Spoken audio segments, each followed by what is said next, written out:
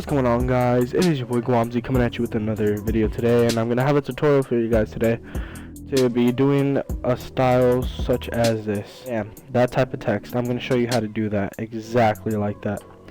Alright, so first you're gonna want to go into Cinema 4D, and I have this Lightroom open from Wolf's. It is his 2016 Cinema 4D setup. And another thing you're actually going to need for this, which comes with the... Okay, so another thing you're going to need is his 2016 3D layer styles, which comes with the pack once you download it. So, yeah, let's get right into it. So, first thing you're going to want to do is look at these right here. You're going to want to just make sure that it has a green check. So, just check off the X's accordingly like that. Alright, so this text right here, let me just render it out so you guys can see it. It doesn't have that much of a bevel. It kind of looks like almost well, it has a much of a bevel. It's just sticking out compared to this one, the engraved one. This one is going in. This is the one that I used for this render, but you could choose either one. I mean, even the curved text you can choose, because this one's pretty good too. But we're going to go ahead and go with the engraved one, and you want to make sure that you have the font. I believe it's Bank Gothic Bold. Okay, so you're going to want to make sure you have Bank Gothic Bold, and you're going to want to be writing in all caps. So I'm just going to go ahead and use this Wolf's as an example, but to change the text, all you got to do is highlight this, make sure your caps lock is on, and rewrite to this tutorial. I'm just going to use tutorial for now.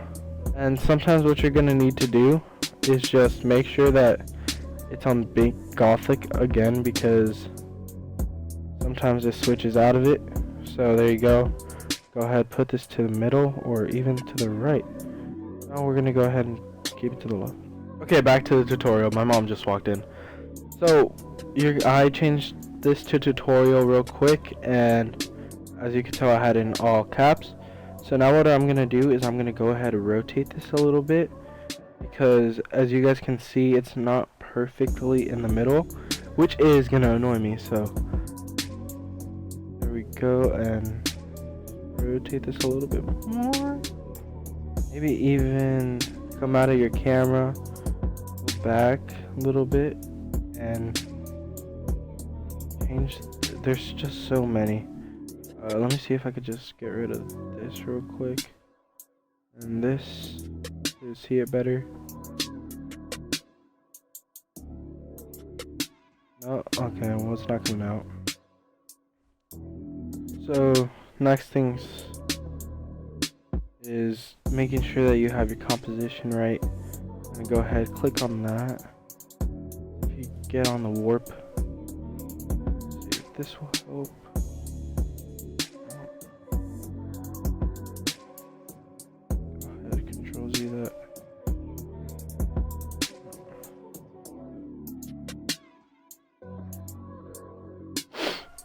Let me just figure this out real quick, because I want to make sure you guys are good. Alright, now this render looks sort of okay. So let me just see how this would look.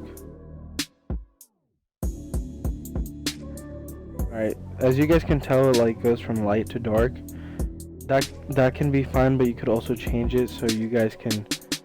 What I'm gonna do right now is actually just take the text and move it a little bit more to our left. That way there's at least a little bit more light. Maybe even move it up. See how this would look. Alright, that looks a lot better, so I'm gonna go ahead and render this out. And since this is gonna be different for you guys are just gonna want to press those 3 decimals. Put it to your desktop. I suggest your desktop, and put it under something like render. So I'm gonna put mine under render, or yeah, render. I just need to make sure that my caps lock is off. Render, bam. And since I already have a render on my desktop, I'm gonna make it render too. Just go ahead, press that, let it render, and I'll be right back. Okay guys, I'm back. So first thing you're gonna want to do is just put your render inside of your text right here, or inside of your composition, And if you are doing a Twitter banner, it's gonna, your comp thing is gonna be 3000 by 842 at 72 resolution. At least that's what I use for Twitter banners. So I'm gonna go ahead and put this inside, and as you guys can tell, this is a smart object, so you won't be able to do anything with it. So you're just gonna right click and rasterize the layer. And right here I could tell that the text is a little bit crooked, so I'm just gonna fix that. You can control T that, and that looks good. So it looks kind of straight again. You could do a bunch of stuff to this. The next thing I'm gonna do, I'm gonna come into his layer style packs, and I'm gonna go ahead and pick the second one because the first one isn't in our interest right now. It's just a weird one. So this one's gonna be a nice clean one. We're gonna go ahead add that. Bam. You can tell it's a little bit darker, but it's fine. It's gonna work. Next thing we're gonna do is go ahead, select your layer, filter, and then go to liquify, or you could shift control X. So next thing you're gonna want to do is just put your brush size to 40, and go ahead, do this at random. Make sure it's not like going too overdone. So like if you have it like this, you have it like that on every letter, like that's way too overdone. So even if you make a mistake on this, you could go ahead and control Z. You just want to have like simple little ones, like if you're making an AVI or something. And there you go. There's your liquefied text. It looks like it's dripping. So next thing that I did was actually come into the pack. Where is the pack? So I actually used this relapse pack for the stock that I'm about to show you guys.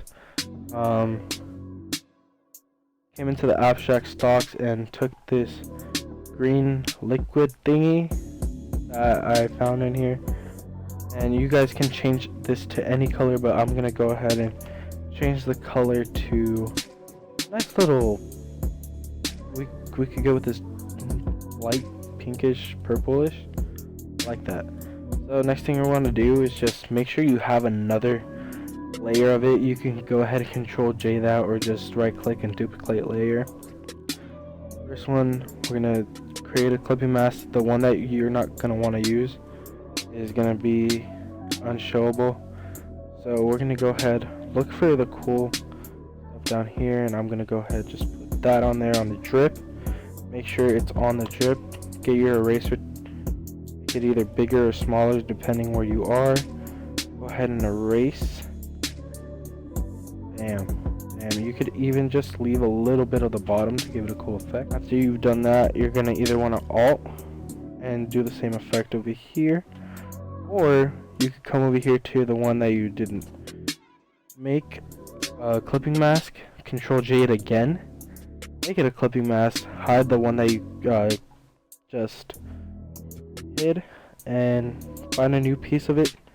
Go ahead and erase the rest. You could leave a little bit so it gives it like cool effects on the other text. And yeah, pretty simple way to do it.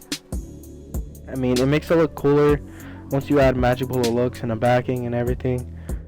And yeah, so that's basically the simple part of it, and I'm just gonna go ahead and do the rest of this real quick. It's not gonna take that long. So now what we're gonna do to put this in magic bullet looks, just gonna select all our layers, control J, control E, control A, go ahead to our marquee tool, layer via cut. After you right click, boom.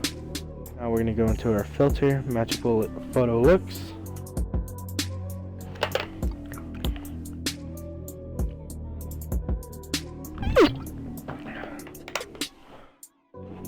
Okay, so this little setup that I have here, it was for a banner that I just did, but I'm not gonna use it. Go over here and go to my L preset. I'll leave this with you guys, but let me just make a few adjustments to it because some of the things it does not look good. Alright, so once I have this, I will just go ahead, I'll show you guys. The pop is going to be at 100, and the size is going to be 100. For this, it's just going to be R1 and 2.5 on the gamma. No exposure compensation. Light flex, you're going to have a negative 6.7, 0.99 on each one. Diffusion, you're going to want it at 30% at a grade 3. 50% glow, 75% highlights only, 0 and 0 for the last two, all at 1. Chromatic aberration, you could just put +1, -1. And you don't really need this edge softness unless you are creating banner like I did. And shutter streaks just basically on preference, same thing with grain. It's usually at a 5 and I put it at a 2. So that's basically it for Magic Bullet looks, but sometimes what I like to do is actually change the color of the diffusion to the color of this, so it makes it look like it's glowing just a little bit. Bam. It's basically how you guys make this type of text in Photoshop and Cinema 4D. So if you guys enjoyed that tutorial, please go ahead and slap a like on it, share it with your friends, and all that other jazz. And it has been your boy Guamzi. I'll see you guys in the next video. Peace.